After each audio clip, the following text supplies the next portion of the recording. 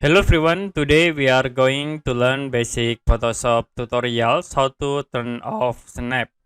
Okay, I will create new file and then in here we draw like a rectangle. Create again in here.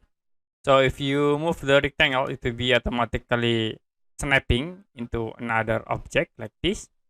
And if you want to turn off the snap tools, you can go to view menu, uncheck or snap.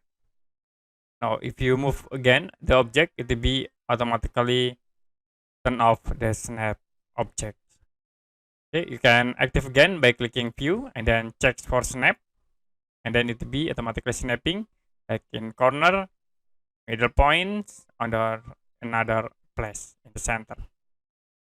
Okay, that's it for basic Photoshop tutorials how to turn off snap. And if you have any question about this tutorial, you can comment below this video.